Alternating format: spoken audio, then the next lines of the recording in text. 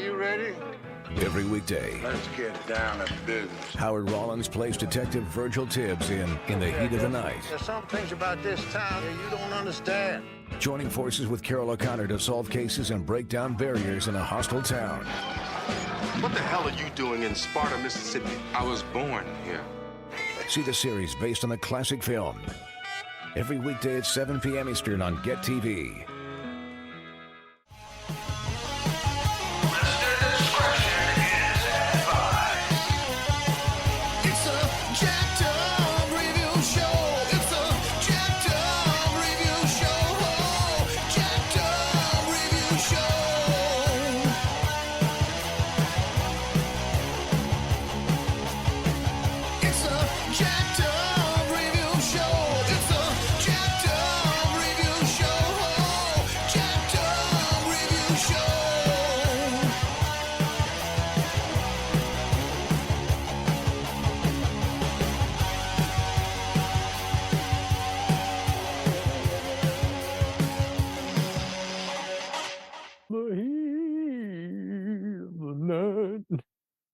We're not recording at night, though. Well, it's night for me anyway. Nighty night. Don't let the bed bugs bite. How hot is it over there? Oh, no, it's comfortable. It's like 72. But I hate that the sun goes down early. That pisses me off. Yeah, I'm with you. Not enough time to do anything. So, we are talking about the one, the only TV version of what was previously a book series and a movie series, In the Heat of the Night. Started out on NBC. The first 5 seasons concluded with the last 2 seasons and 4 movies on CBS. It was owned by MGM. It is constantly seen everywhere, from Fox stations to antenna stations to Sony-owned stations. It has finally gotten streaming and DVD releases due to music rights by Quincy Jones. It starred All in the Families, Carol O'Connor as Chief Gillespie, and Howard E. Rollins Jr. from Ragtime as Virgil Tibbs. Later had the new chief replacement, Carl Weathers. Yeah, talk about a switch. Yeah, arguably, I would argue one of his best roles by far. Yeah. Yeah, so he portrayed Police Chief Hampton Forbes, yes. There we go. Yeah, this was a regular thing. Like, I saw this every other fucking day on, like, every other KDFI, more Fox stations, WGN. Like TNT. Was it on TNT? I wouldn't be surprised. It was just... If you get on YouTube, there's a TNT ad on there for it. Oh, I bet. Yep.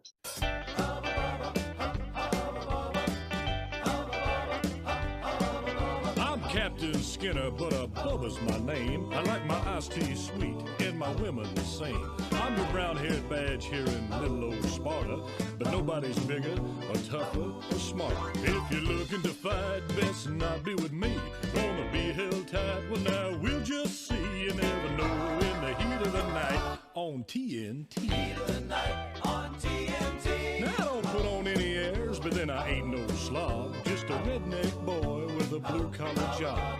The ladies I date, they gonna have 'em some fun, 'cause I'm a big hunk of crime fighting son of a gun. So if you're looking to fight, come on up in the ring. You wanna be held tight, just about anything can happen in the heat of the night on TNT. Hubba, bubba, hubba, bubba, heat of the night on TNT. Yeah. If that's the case, that's awesome. Good old Alan Altree. Love him. Yeah, he's done quite a lot. He's done some religious movies. Seems like a cool guy. I imitate him way too well. Oh, do you? I fucking hate it. I got so hooked on that show. I was like, Parker, where you at, Parker? Help my truth. Wonderful. I like to think that Bubba and Parker go on different adventures by themselves, and it's for culinary treats and shit. Oh my god. So they're going to a restaurant and shit, and waiter comes by with the cheese. So Altree plays Bubba, David Hart plays Parker, and it's so wild. I one time saw him a few different times on a Who's Line episode where he was like an audience member, and he kept getting pulled into the audience. But Yes. he's been in everything too, like Legal Eagles, Silver Bullet, and guest starred on a few David E. Kelly shows. But Crystal Fox, who's one of the other deputies, she's done some Tyler Perry stuff. She portrayed none other than Luann and Anna Marie Johnson. Wonderful as Virgil's wife, who's a teacher I and loved counselor, her. Athena. Dude, that show had such a high start from the pilot, and I can definitely say from season 4 onward they went downhill. Oh, really? All right. Yeah, like it was such a strong start because they tackled everything. They tackled racism. They tackled. I kind of find the first season a little slow, but Yeah, it's a fast one. That's the first season. It always takes I time to build up. But yeah, Let's see. George C. Scott, I know, was a favorite of all their guest stars as the judge. Yeah. It's a later season. There's a lot of good producers and directors who work on this. I kind of find this in 48 Hours to be underrated in just the mixture of gritty crime meets buddy drama. Definitely. And what else? Because if you were watching this, back in the day, you were probably watching something like Captain Power. You were probably watching Matlock, Hill Street Blues, and fun fact, Murder, She Wrote. Yeah, there you go. Oh, I love Angela Lansbury. Rest in peace. This was produced by Fred Silverman. That's right, the same dude who produced Scooby-Doo, The Waltons, Charlie's Angels, Rich Man, Poor Man, Roots, and Shogun. I had no idea. Wow. It's a polished production, and obviously that theme by Quincy will get stuck in your head for years, but I don't know anyone, I've never encountered anyone who hated it. Never I love that theme. Like, you hear that shit, them first couple notes, it's like, ooh, that shit's gonna be good, and then it's like, boom.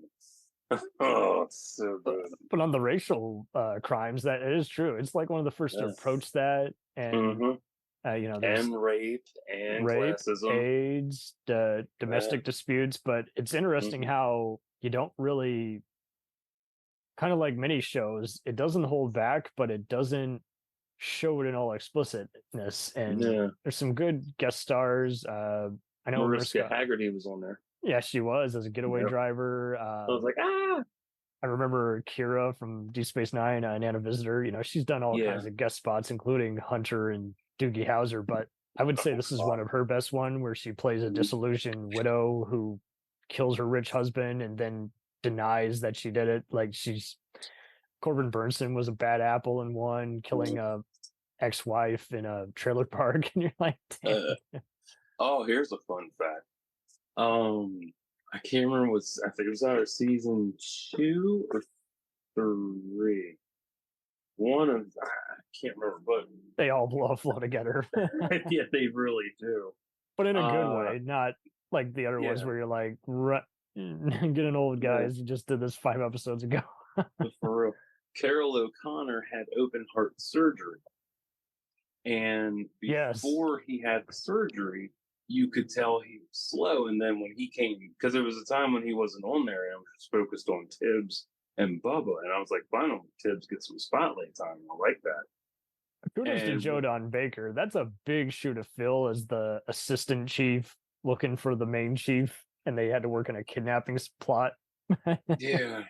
But yeah, when Carol came back, you could see he was noticeably a lot better, and he had a nice spring in his stuff. He looked a lot healthier. Did kind of notice that, but I didn't put 2 and 2 together back in the day. Even when I read after the fact, I was like, kudos to whoever was framing him and following his instructions. But it's awesome if you go to the Film and TV Academy site, because he just lets loose. Rest in peace, Carol. I was not a All in the Family guy growing up. Don't get me wrong. I was in on the joke. I get that the whole idea is you got to get past how idiotic Archie Bunker is. I get it. It's this. I mean, I'm more of a Boston Legal guy, but other people are more Married with Children guys. But either way, he made his dent on TV, and he's a good actor. I've seen him in everything.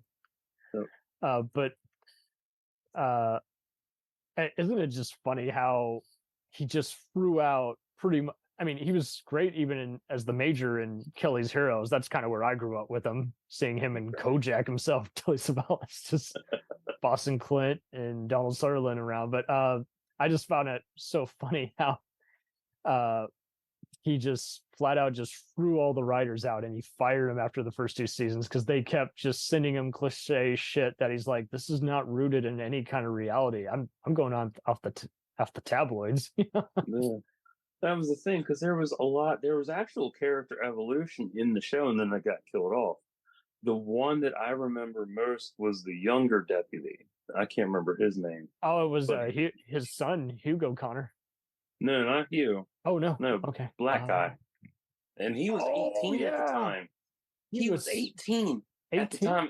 And I looked at his face. I'm like, no way he's fucking 18. He looks 35. And I looked at him, I was like, son of a bitch, he was really 18. Let me look and he him was up. like, yeah, I'm going to be, he's like, I'm shooting for deputy or police commissioner. I'm like, I had to tag so many of the fuckers on IMDb just to give them a profile photo, because sometimes if it's a featured photo, it'll go on their main profile photo. But I was just like, why do they not have a profile photo? They're good actors. I know. Okay. And Jeffrey Thorne, I think. Wilson Sweet. Yeah. And Sweet, yeah. He looks so unrecognizable now, but he has just that suave face. Just definitely. He's also been an author. Yeah, he worked on some other stuff too. He's done comics like Marvel Voices and some recent stuff. Green Lantern last 2 years. Nice. Wow. Yeah. But yeah, no, I can't believe that. 18. He looked at least 25, 30. Yeah. But I loved how both he and Parker are really good at just kind of sensing that's, don't bullshit a bullshitter kind of thing. I think that's what stands apart, because other detective shows, I feel like their problem is they don't get edgy enough, or they don't have any repercussions for assholes who are getting away with shit that's breaking the rules, or they have too many. And so many of them are replaceable, as they often do. And I'm like, come on, don't. That's where SVU really picked up on that. Like, they really redefined that whole trope and shit. Oh, yeah. I don't think Stabler even Homicide would exist without this, I don't think. Definitely. Like, if you didn't have In the Heat of the Night, if you didn't have Dragnet. You definitely wouldn't have Stabler and Finn crossing the line saying, oh, I so want to sock you right now, but I'm going to lose my job. I mean, the one episode I remember most about SVU was Stabler pretending to be a pedophile. Like, that shit, that hit home so hard. I was like, oh my God. Oh, how about going after the Tiger Ring? I don't remember that. But basically he's infiltrating some dangerous black market dealers, and he's eating meat at their table, and he realized they say, oh, by the way, this is from the tigers we slaughtered. Oh my God. And so he's like, I'm so gonna have to barf this after my cover is over. But in fact, even the Wishmaster guy was the main guy in charge of it all. But yeah, no, there's some other good guest stars on here. Peter Fonda is like a Waco type guy in like one of the final episodes, but there's some other ones too that just like, it's not even so much that it's just well casted as much as I would say it is kind of like an SVU thing, where you're just like, you just feel kind of just the sweat inducing. But it's just enough to where you're not like, I can't watch more than one, or I can only watch one. And it's like, okay, I'll do a 5-parter. Yeah, the big thing that stood out for me the most was In the Heat of the Night. It was gritty, and it didn't have that. It wasn't focused on a big city location. It was a small town, and I like how they did the small town police layout, or I should say medium town, and the working criminals that you can tell. Okay, these rascals, they're going to be a recurring deal. Yeah. It was nice. Like, it's such a great series. It's just, they had so much push going through the first 4 seasons, and after that, it just kind of fell off. And I actually stopped watching midway through season 7. I was like, I can't do no more. And I did my initial review on that. Like, I love the series, but Fair enough. don't have the heart to finish it. That's all good. It's I dug the 1-2-parter that had Wayne Brady as a kid who was disturbed by a crime he witnessed. I saw that one. But it's pretty remarkable for like an early acting role. They had some other comedians too, like Jerry Stiller and everything. But kudos to Carol O'Connor for coming from a comedic background and then wanting to do some seriousness. But to your earlier point, it is interesting how they are trying to make it look like a southern town without, it's set in Philadelphia, but or actually no, Tibbs was from Philadelphia and is in Sparta, Mississippi, but they filmed it, I think, in just various rural areas that could give that same vibe. And the criminal, kudos to whoever played the various Hickish characters. I know Walton Goggins was in a few different ones. And he said in like an AV Club interview years ago that it was very easy, especially for a lot of union and non-union actors, to get on there compared to say something dorky like Walker, Texas Ranger, where anyone can be on there, just get punched by a stuntman. The one thing I noticed most in the Heat of the Night was the little details, like they had, because they didn't have, I'm finding this out now, back then they didn't have permission from different companies, so there was a Coke machine in the background for one scene, and they had to put a red block over it to cover the logo. And then there was a Kroger box on the ground, and they like tried to cover up the logo halfway. I'm like, that's a Kroger box. They should have gotten greater value. Yeah. And like, they wouldn't have cared. Like, there's so many little details. Like, even in Babylon 5, there's Franklin and Garibaldi are sitting there eating Nutri-Grain bars. And I knew it was a Nutri-Grain bar, even though it had lime green tape over it. I'm like, you crack that wrapper. I saw the fucking Cliff Bar shape. I know that's a Nutri-Grain Not fooling anybody. And Marie Johnson was on that as well. Yeah. Should have had a bigger role. But why do you think the characters kind of click and don't feel like typical tropes or stereotypes? Because it's one of those shows that stood out. They really pushed the envelope for 87 and then going forward into, and this is just on the end of the 80s, and you're coming into the 90s with this.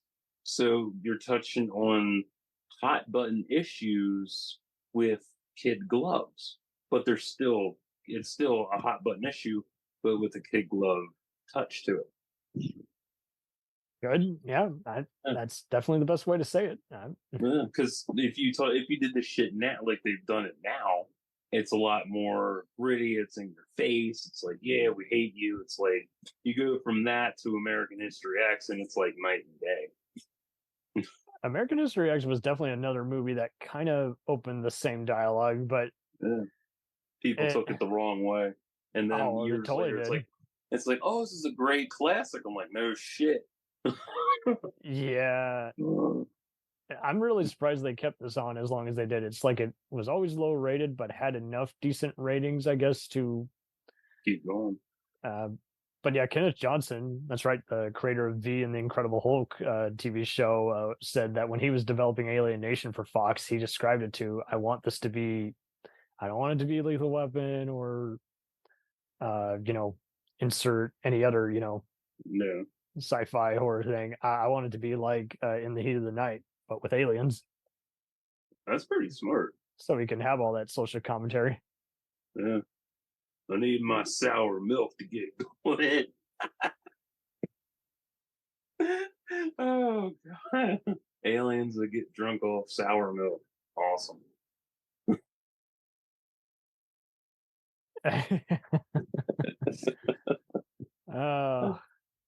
I'm like, this is another show where I can kind of detect, like, I get a good idea of what the soundstage in which they're recording the whole thing is just so detailed. You just kind of feel like you can coexist in that police station. Yeah. And I liked how there was so much racial tension in the first season. Like, you had Bubba fighting with Tibbs, and she and Gillespie, and it was just a three-way fight between them. And then after a while, it dissipated, and they got along better. And I was like, man, this is really good evolution. It's lightning in a bottle. I don't think you could do anything literally. like this nowadays. Maybe you could do it with a Kevin Costner kind of show, but it would be after pissing off half the people and making them leave after a season, you know? You're free to do what you want now. Only your loyal lists are here on the set now. Yeah, I actually thought that actually brings me to another point that I was thinking about for a different conversation. Yeah. You too? Me as president. No, I'm serious. Like I'm not gonna go into the whole. I'm not doing everything on here because that'll take up the whole fucking podcast. I'd vote for you, Oreo. You got my vote. Oh no, but it's like there's different things that I would change to make it a lot better here, and people wouldn't like it. I'm like, yo, go fuck off then. Well, it's speaking of restructuring. I mean, I do applaud anyone who can just tell the writers stop playing to expectations, be different, be a natural different. I watched New Amsterdam and Suits recently. Those shows are hard to describe, but pretty much they don't cater to your usual thing. Suits is an unusual business and legal drama where the dialogue's kind of the star. My father was like, "Why are you guys so addicted to that?" The other day, I'm like, "It's lawyers talking and it's evil addicting." New Amsterdam. It's not the billionth St. Elsewhere thing. It's kind of just an unusual kind of just the way the music and close-ups of everyone are function kind of speak for the uncomfortableness of modern day medicine. And I think that's why that show works. This one made a lot of people uncomfortable, but elderly viewers, and it's weird. It's like this could work for both a formulaic crowd and an edgy crowd. So I think that's why it's definitely, I would definitely rank it as one of the top procedurals. Definitely. And if you pay attention to certain episodes, they edited a lot of dialogue. Oh, really? Yeah, they did. Like I watched some racial slurs or I forget. It was a couple episodes, and it's in my review for it. They cut out a lot of stuff, but you can still see them saying it. Their words and mouth. I'm like, wow, you cut out a lot of stuff. And I'm looking at the year, I'm like, this is 88 and you're censoring shit? Really? Okay. Edited for syndication, but yeah, I mean, I kudos to whoever they would have playing the various guys. They felt real. They felt like they legit. You know, it wasn't an exploitation movie. You know? Yeah, for real. Like everything was, because you take the setting. It's Sparta, Mississippi. It's a highly racial, tense area. You have black cops on the force mixing with white cops, and showing the transfer of power and how it's hard to even have I mean, it takes them a while. Even I would say probably by season 5, they finally respect each other. Yeah, that sounds about accurate. But the one thing I loved the most was Tibbs Althea. Her evolution was so good. Yeah, she was the same without him. But she was such a headstrong teacher and believed in so much, and she wanted equality and shit. I'm like, dude, this would work today. This would work so well today. That is definitely dated well. I mean, you could even see this still happening in a modern day Southern town. Obviously, they would have some cell phones now and faxing machines, but like, oh, that's the one thing I hated most. Was like you watch something today and it's like everybody has a fucking phone. I'm like, ew. Yeah. Like that's it's an instant turn off. It's and like, so many people who don't have good parents then go, oh, why don't they just do this? I'm like, dude, Ed, what? Really? We didn't have what you have now 20 years ago. I know. It's like 20 years ago, we were still struggling to understand shit. We were still banging on the damn phone to make a signal work. Yeah, dial-up internet. Oh, God. I got to make a phone call that you can use dial-up after. I'm like, arguing with idiots on the internet. It gets old after a while. Yeah, definitely. That's why a lot of people left. One of my artist friends, Liam Sharp, he left Twitter because of that shit. Oh yeah. I'm so disappointed. I'm like, fuck. And then another artist is leaving shortly too, because he's tired of the trolls. I'm like, great, there goes more art. Bye. Even half these shows, I'm sure, struggled with making a believable looking website that was later going to be updated. Definitely. I kind of still, in a way, kind of miss a landline phone, just for the whole fun of just picking that thing up and just shouting into it. Present. Yeah, I still have one. Oh, do you? Yeah, we still do. Yeah. Everybody's got cell phones, but still have a landline just in case. You do you, man. Have all your spam go to that folder and then Yeah, I was just reminded of Twin Peaks right now. Oh. I know. I'm David Duchovny's character on there and how that aged so well. I'm saying, like, because when I saw him, I'm like, wow. They left them alone, let them do whatever they wanted. Yes. And I'm like, he looks so good as a woman. Yeah. I was so shocked by that. Picking all these actors who were comfortable doing, they knew what it meant. They weren't worried about what was considered taboo back then. Exactly. Or bigotry. Oh, God, it was so good. And I'm like, he looks so good as a woman. He's in fucking heels. And he's just got the mannerisms down so good. And I love how what the hell is Kyle's name on that show? Oh, Agent Cooper. Yeah. Cooper sees him and he's in shock seeing him like that and then relaxes. I'm like, wow. Kudos for Paramount Plus has uploaded it. Nah. Well, I don't have that anymore. I'm saving money. Well, that is wise. Yeah, for real.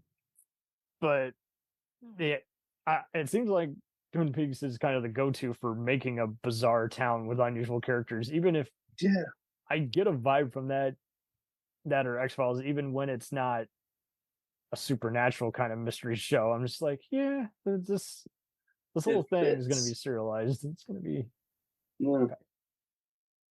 And you take the concept of medium town and police procedural and Andy Griffith. Yeah, definitely. Let's go fishing, Andy. And we're doing it in black and white. Black and white as fuck. Oh man. Like that, like without Andy Griffith, you wouldn't have some of the shows today either. It's like hell. He was a cop, but it wasn't about being a cop. It was just a everyday drama. I mean, you look back at everybody that pioneered something, and you can look at the touchstone for the first police novel, and that is what started everything police procedural now. Yeah. And then you come to in the heat of the night, and it's like, look how far it evolved from that first Sherlock Holmes book. Before CSI ruined everything. Yeah. Now we need sexy people who can do everything. I'm like, this medical examiner would not have the right to arrest this guy in real life. Or they are compromised. They're like Fast and Furious, where they're compromised by their tone. They don't know if they want to be campy or serious, and so they just do both and see what sticks. And you're like, come on, where are the millions of dollars going if you can't pick a style? You don't make a video game saying, hey, you don't have to collect all these trophies, but we wish you would. Oh, God. I was like, well, then what's the point of the game if there is no point? Like, I remember when video games were simple and you didn't. Yeah, so fucking simple. And you had everything was unlockable through gameplay. I had multiple rounds of that shit to unlock everything. And it was such bragging rights for that. Now it's like, oh, you can pay for it. I don't want to fucking pay for it. Screw that. Yeah, pretty soon you'll go not only bankrupt, but then you'll just want to just punch someone for making you pay all this much. It's like, it's not only just a game, But the fact that you've made me think it was something other than a game, oh, I hate you so much. Yeah, definitely. If In the Heat of the Night had an interactive game, that would be a lot of fun to play. I could only imagine. I could see a Newgrounds thing with a soundboard. Yeah. There's a callback. Newgrounds. What was the other one? Albino Black Sheep. Oh god. It's got some fanfare, and pretty much anyone can find it anywhere now, I think. And Yeah. I can't believe that the youngest deputy with the mullet was Hugo Connor, Carol's son, who apparently was suffered from alcoholism and killed himself in real life. I'm like, that's sad, but he did good on the show, and they never wrote him in as being his son. But it was just interesting just seeing him kind of he just naturally looked like he belonged with the rest of the crew. And kudos also for a show having this many minor characters sometimes represent an episode on their own, and then sometimes Tibbs and Gillespie would come in and tie it all together. I'm like, see, that is definitely, like you say, progressive, because you still see other shows where it's like, this guy's a good actor, but they only have one scene as the examiner or the morgue attendant or the detective at the scene. That's not enough for their talent. That's true. We'll return after these messages. Hey, it's Brent Pope, the host of Breakfast with Brent Pope. You've seen me on some of your favorite TV shows saying things like, "Give it up, Jimmy. You got to sink this putt to win." On Breakfast with Brent Pope, I sit down with guests from the entertainment world, and we do it all over breakfast. Or should I say Brentfast? Every week on Brentfast, you get inside Hollywood info and tips, great breakfast recs and booty debates. Most of all, you get the most delightful 30 minutes of your week. So dig in. It's Brentfast time. Listen at Brentfast.com, Apple Podcasts, or wherever fine podcasts are found. Do you ever find yourself thinking about who would win in a fight between Goku and Superman? Hi, I'm James Gavsey, and on the Who Would Win show, me and my co-host Ray ignore anything important happening in the outside world and debate fictional battles between characters from comics, movies, and video games. We got a new show every week, and almost always am I the winner. Yeah, not true, Ray. In the past, we've discussed such matches as Captain America versus Darth Vader, Solid Snake versus the Iron Giant, classic matchups like RoboCop versus Terminator, and even the Muppets versus Sesame Street. That one was crazy. So if you're a fan of geek culture and love a spirited debate, check out the Who Would Win show wherever you get your podcasts, or check us out at whowouldwinshow.com. And shit, even oh god, going back to Homicide. Yep. You had fucking the pilot with Bayless and that 7-year payoff for him. Oh, yes. Motherfuck. Every time I think about that, it makes me cry because it's so deep. Them and just all the other unusual crimes that tie everyone together. Dr. Cox was a good, relation, was a good medical examiner.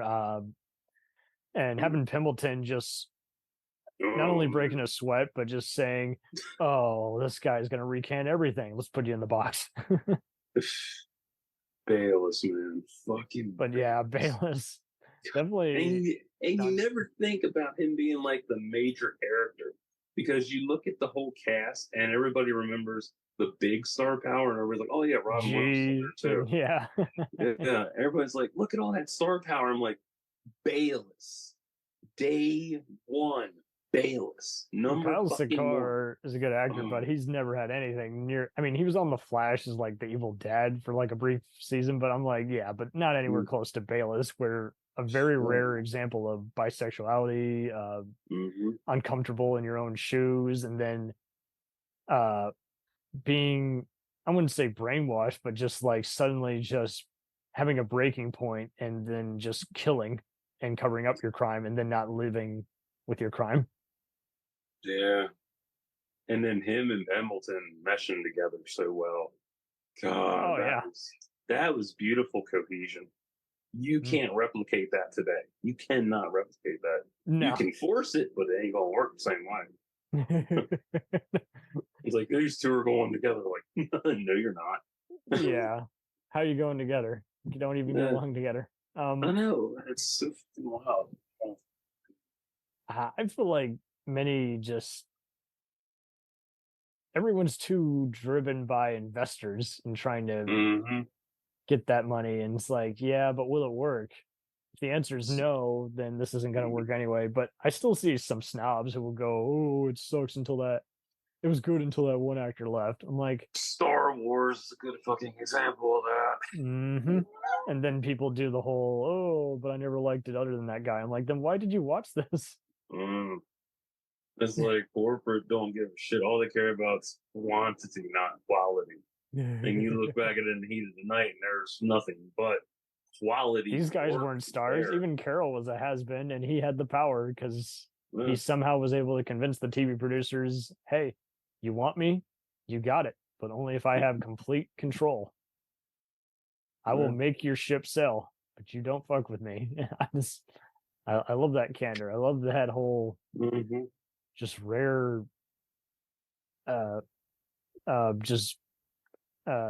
everyone stay in their lane. Yeah, and I always find that, like, if you have control, or whoever it is has control, and they know what they're doing, the shit is gonna be good. I mean, you look at X-Files. I mean, imagine if Chris Carter didn't have full control over his show. I still can't believe that was a last-minute thing with having Cancer Man be the main guy instead of just like a featured extra at the time. They're like, "Hey, that guy in the corner, let's have him be the main guy." I didn't know that. Oh man, yeah. I mean, that's why you don't see him for a while, and you just see Deep Throat going back and forth, trying to stall the inevitable. But it's just like nowadays, when a star gets pregnant or something, they just try to film around it. It's like, nope, you got to just have them be. Oh absent. yeah, Cosby Show is a prime example of that. Oh, Vanessa and company, yeah. Not Vanessa, Lisa Bonet, and he's like, yeah. That was so. I heard that story. That was so fucked up. He's like, none of the Cosby kids are supposed to be like that. Like, Bill, what the fuck are you saying? Yeah, what reality are you in? Yeah. Like, damn. People. That's why she wore a fucking poncho that whole season. Yeah, that's exactly. Yeah, that's why she wore a fucking poncho. Oh, damn. Yeah. I don't know what season that was, but you ever see her wearing that shit, she's pregnant. Spoiler. It's very hard to watch the Cosby. Yeah, spoiler. It's very hard to watch it nowadays. Just because it's like, you're like, it's an inspiring show. It had good standards, but how can you watch it now when the people blabbing it don't even believe their shit? Yeah, and the fact that show, after what Cosby did and shit, it got pulled off the air, so that ruined all the royalties for everybody involved. I'm like, dude.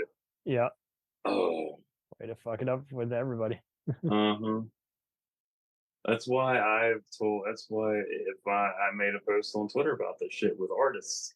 I'm like, if you're involved, because I've seen so many artists not get credited for their shit. I'm like, dude, if you're part of a big project, if you're part of a major project right now, make sure you put in your contract you want a fucking art book from the film.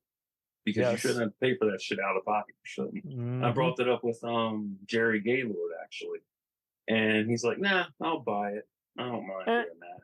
I'm like, but you worked on this. Like, you should get a free early copy. Yeah. Because, like, Michael Okuda and his wife Denise, they worked on the Star Trek Encyclopedia, the 2016 edition. Love you, Okuda. Yep. And I found out that they didn't even get a copy of it. All that work over 2 or 3 years, and they didn't get a fucking copy. That is insult to injury. Yeah.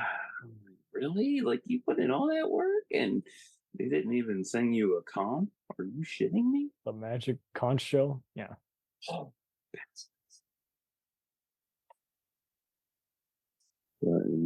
all our people are bastards. For real. So, favorite person off in the heat of the night is a tie between Tibbs and Bubba. That checks out. I love everybody on that show, and Althea especially. She's so underrated. God, everybody in that show is so underrated. Parker for being the comic relief that he is. Well, and they'll get beat up, and brawls and everything. They're not super cops. They're not I know, and that's why I like how homey it is. They're not supposed to be like, indestructible fucking. I know everything. Shinkies. Yeah. Oh, man, it's so annoying. Especially today's. But Bosch is, I think, the most polished one nowadays, and just it's firing on all cylinders. Then knows what to do. But there are plenty of other ones where I will look at it and I'll be like, it's just not how that works. Some of them are fun. Others just miss the whole fucking point. Or they're just so edgy, and it's like, I mean, like if SVU started out edgy for a reason, and they just ran with the edginess, and I'm like, yeah, that's cool, but did you do anything more? And they probably did, and I just don't remember because I used to watch so many rerun marathons on USA. Oh yeah, there's a bunch. I was like, I'm in the mood for SVU. I'm in cop mode now. Yeah. Sure, remember? No, really. Whereas in the heat of the night, it was more self-contained stories between each character for different episodes, and sometimes two-parters, and I love those. They were fun, explosive. Yeah, but yeah, just and you can't compare these to the earlier ones. Don't get me wrong. Rod Steiger, Sidney Poitier, two wonderful, excellent actors, own those roles in the movie form. But these guys owned these roles, and it wasn't just the TV format. Like, they were really in tune. They knew what it was from the ground up, and I still see comparisons, and I'm like, you don't need to compare. You can have it both ways. You can have it all. It's they're both good. It's amazing. It's like you look at how, I bet nobody ever thought the movie would generate a fucking series. Yeah. How could it? and then it's like, oh yeah, we want to greenlight a series. What? What? You want to what? Are you sure about this? I remember when Norman Jewison said that when they filmed the movie in either like North Carolina back in the day, that they were counting on so many racists like disrupting the film set because it was still set in the 60s. So they gave false notes as to where their hotels were just so they could avoid any potential attacks. Yeah, it worked in their favor, and the cops were able to catch some of the stalkers and psychos out there. I'm like, that. But imagine doing that nowadays. Oh, can't. Like, the last time I heard about that was when I listened to Anna Kendrick's autobiography, Scrappy Little Nobody. And what was that like? That was a good autobiography. That's why I respect her so much and love her immensely. Lovely. If it was not for Twilight, she would not have the career she has today. Because in 2007, she was still living out of her car. And when I'm like, wow, you were still living out of your car, damn. And when she was called up for Twilight, she didn't think anything of it. She's like, whatever. And she was hoping that, it'd be her next break too. But it turned out to be her next big break. And when the franchise really took off, they were I forget where they were at, overseas somewhere filming. And they were holed up in a hotel or a mansion somewhere. And there were like news vans down the road. Down by the river. Oh, my bad. Fucking Napoli. I see Anna Kendrick. I'll say. But she talked about like how she used to, I think, barricade the door because she was because she was so scared of reporters and shit then. Because they were always trying to get shots of them and whatnot, and she didn't like that. You need to listen to her audiobook. It's really fucking good. I'll have to. I'll look for a YouTube clip. It's good. Yeah, the whole thing is beautiful, and it's why I respect her career and why I respect her role in Twilight so much. I hate the fucking franchise, but I respect what it did for Anna's career. All right. It checks out. And seeing her go from her first movie, to directing her first movie, what a glow up. That's beautiful. So fucking beautiful. Proud of it. Yeah, and you like to see that just rare moment where people grow. Yeah. I need to watch her directorial debut yet. I just haven't gotten around to it. Oh, what did she direct? Something that was at one of the festivals. I can't remember the title of it. Yeah, I was like, wow, because it was in the paper, and I cut it out actually because I'm scrapbooking. I was like, wow, my girl directed a movie. I love you. I'm so proud of you. Yeah, awesome. I'm proud of her. She's so cool. Never met her, but she's so cool. I hope they're cool. I mean, she seems cool. Is she cool? No. Meet her in person. Hey, who the fuck are you? Get away. Like, yeah. You shattered my expectations.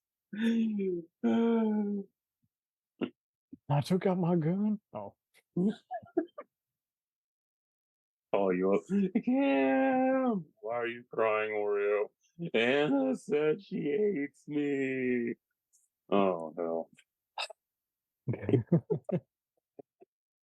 Who do you like off in the heat of the night? You picked a good one. I like Bubba for comedy, but I definitely like I definitely a lot of the deputies interacting with Tibbs as he's giving them notes. Definitely. Yeah, that man, it's so fucking good. And the way they shined in different episodes, especially with Jeffrey or Sweet. Like Sweet really definitely one of the best gems in the series. But he could have had so much more evolution, and they dropped the ball with him. We'll get there. I know. One of these days. But I did like how Gillespie actually got himself a girl in the end. That was nice. And how they built on the interracial angle of that too. I'm like, yeah, I know how that is. I'm interracial myself. Yeah, it's so rare to find someone who wants you to be you without exploiting your race. And how it built on just them being together and how it was so difficult. And also, it's the same. It's also, this was, I guess, season 7, so that's like 91, 92, I think. Yeah. So that's around the same time Golden Girls is still going on. And it's also touching on the topic of ageism as well. Yes. Yeah. That's something you see every day. Every day. It's so funny. I can talk so much about ages and the age gap and all that. It's like, but it's boomer. Yeah, for real, man. I'm so old. I ruined the economy so people can bitch at me, and then I can just sit there like, oh,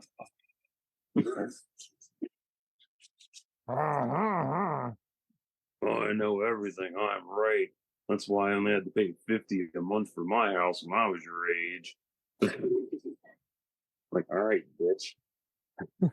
Such a bitch. Like that one Scream song. Why did God be such a bitch? Yeah, stupefy. Don't stupefy. I love the live version of that. That's awesome. It's a great song, yes. Definitely. But it's the one from I can't remember what concert it was, but I have it on my phone. It's, I think 2000. Yeah, 2000. I think it was might have been it wasn't Ozfest. It was the other one. It was something or other. Yeah, it was around that time frame because he had the whole crowd involved with it. And I was like, oh, that's so good. And you hear the crowd as well. It's like, yeah, I feel that energy. Yes. It's a rarity. Do Did you happen to see his Dave's latest concert vid? Dave Drayden? No, I not.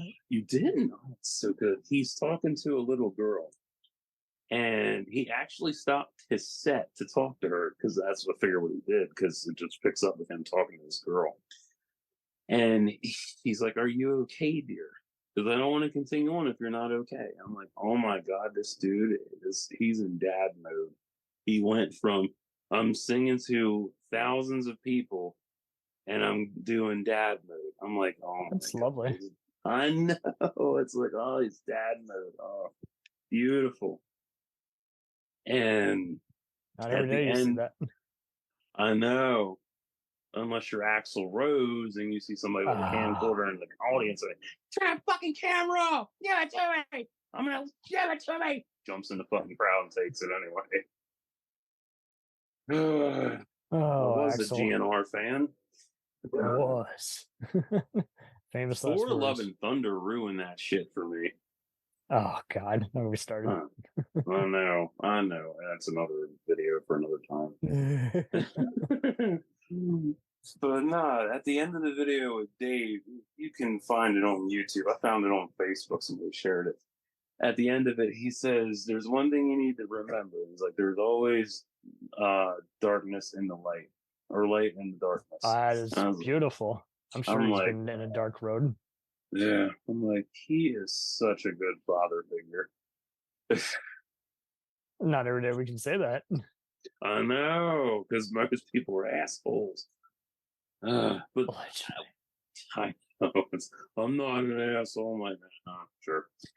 But my favorite father, say that about me?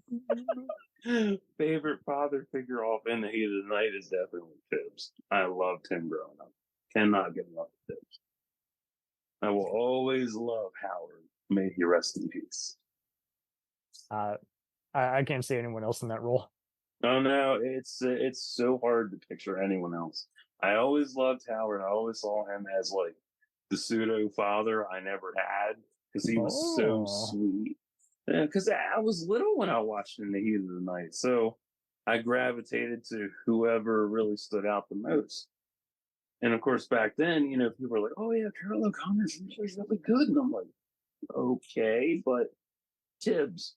But and I mean, if you like, when I look back at all my role models and people that I looked up to, almost every one of them was black, even the ones that were aliens.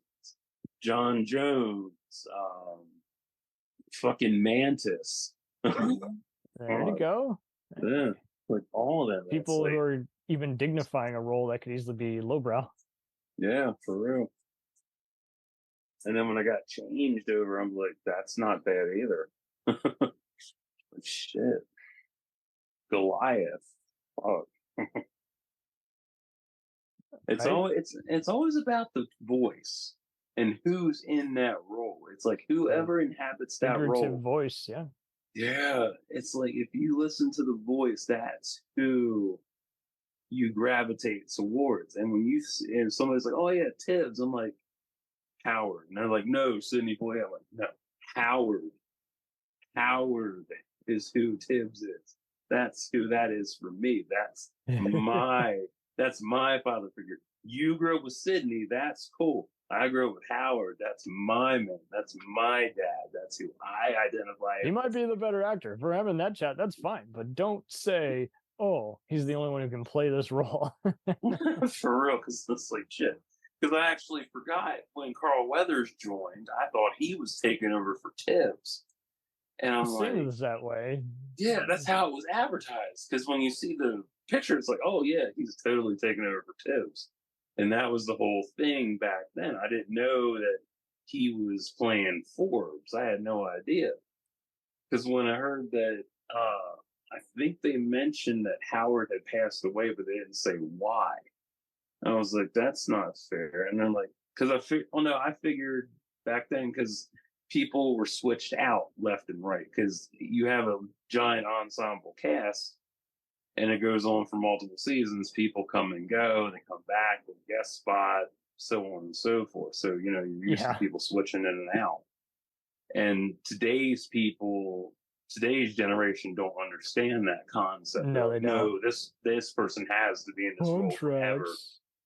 Henry Cavill Or they act forever. like it was only this way or that way, and it's like you didn't know that growing up.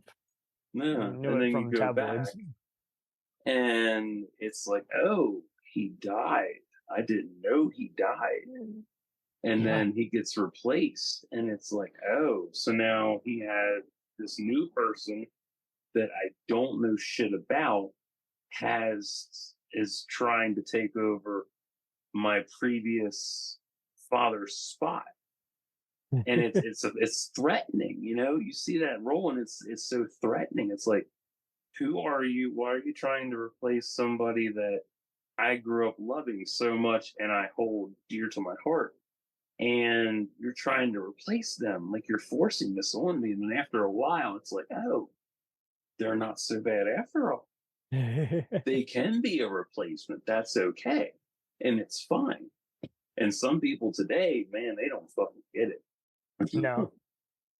It's like fucking water and oil. They don't fucking understand. Never mixes well. Parents just don't understand. Ugh.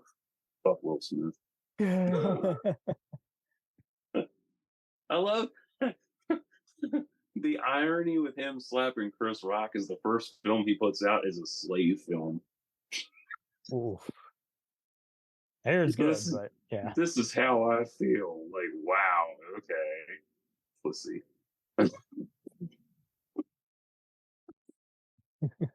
I need to get back in the Academy's good graces. What should I do? Slave film. Wow. Oh, we'll see. Fucking idiot. Oh, whatever. He's no Virgil Tibbs, I know that much. No, hell no. Fuck no.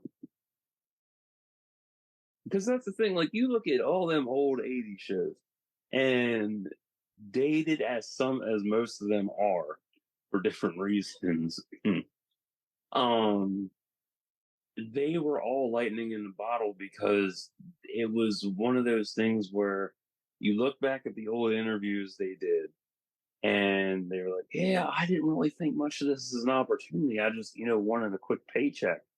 And then after a while, the role really got to me and it really sunk in with me and I loved it. And that's why I stayed on. And I love hearing that shit. Like, that's really good. And then I was like, oh man, I love this show. Makes sense. Yeah, like now it makes a lot of sense. And then you watch it and it's like, well, I didn't like this cast member, but I stayed on because the role was important and the show needed to thrive on this role. Or like, I hated the director, but I stayed on anyway. The more you know. Exactly. Like it really does help. And it really opens up more dialogue because you watch the show and it ends and you're like, oh my God, this is over already? And I binged it inside of a couple weeks and it's over? Oh my God. I want more. And then you take a break for a while and then you're like, I want to know a little more about everybody involved. So you go back, you look up interviews, watch documentaries and stuff where they were interviewed, and you learn so much more. And like me, I go back and track down where they were in their career. Yeah, I love that shit because it's fun to find out where they were in their career at the time. And then backtrack or fast forward to their next big break. And it's like, dude, did they even know that, 1 to 5 years down the road, they would be doing something even more successful? Was this their touchstone lily pad that they jumped off of and leapfrogged to here, to there, and then boom, they made a milestone achievement? And it's crazy. And some of them are dead now, so you can't even ask them. Yeah. People you wish you could teleport from time and say, hey, we gotta talk, man. We gotta talk. For real. Back to mm-hmm.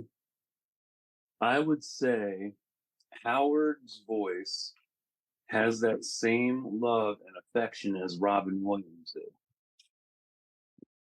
Yes, absolutely. Yeah. That down to earth could be anything. Mm-hmm. And after. I would have loved to have seen Howard and Pembleton work together. That would have been a lot of fun.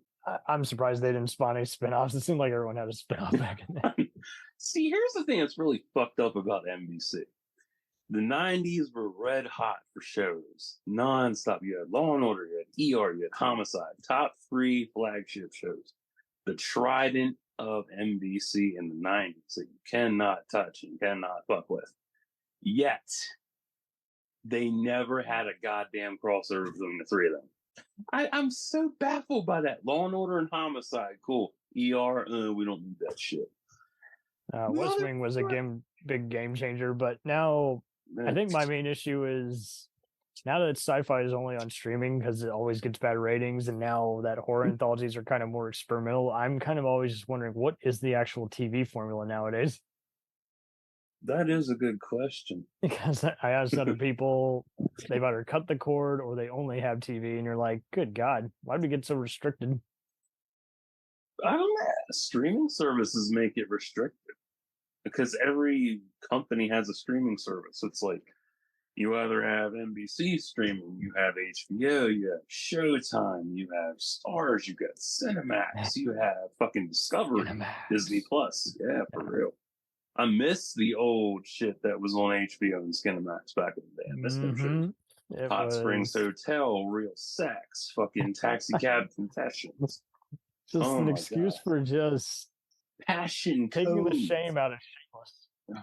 Yeah, like it was nice. It was so relaxing. They loved it. Tales from the Crypt. And can you believe they lost the license to that? Which one? Tales from the Crypt. Oh man. So it's a gray area. Like, it's not sure if the ECC Comics owns it, Joel Silver owns it, or what. And I'm like, well, that's redonkulous. That show should be shown everywhere and anywhere. I mean, you look at HBO's library, and a lot of their stuff is missing. And I'm not just talking like shows and shit. I'm talking their stand-ups. Like, Dennis Leary stand-ups aren't on there at all. I found them on YouTube. I'm like, why isn't he on HBO then? I wonder if half the comedians have pissed off HBO and they're like, probably we're not putting you on there. Fuck you. HBO's like, nah, we're not putting you on our network. Sorry. You might be originals, but no, you can't be on original as fuck. No. Ridiculous. Man, I don't know. I don't watch a lot of stuff anymore. I kind of. It's too much. Yeah, it really is. It's too much quantity. Like, you have all this quantity. Yeah. And you get so. It gives you a fucking anxiety attack. It's like people shoving so much shit in your face at once. Like, here, watch this, watch. It's like, no. I need to see one thing at a time. One. Like, no, all. It's like, no, you can't do that. Yeah, select all. Like, no, it's too much shit. You have to back the fuck off of me and let me pick what I want to see, not the other way around. No, that's a move. Yeah. Like, I used to get overwhelmed by the amount of shit I'd rent from the library, and I ended up sending some of it back because I didn't want to read it. I was like, I'm not going to read this now. I don't feel like it anymore. Not now, not ever. Yeah, pretty much. It's been great having you on here as always, my dude. And definitely. Keep creating your videos. Keep wiping the floor with tweets. I barely do that. But you should own everybody. Pwn before make Pwn cool again. I should. I'm not that type of person anymore. All right. I'm not. I haven't been that way in 17 years. I don't want to go back to that. All right. Everybody can change. True.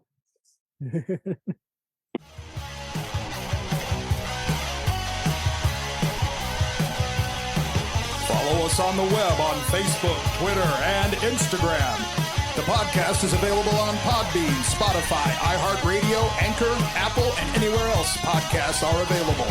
Feel free to review our show and leave comments on any of those sites. Thanks a million for listening. It's a jacked up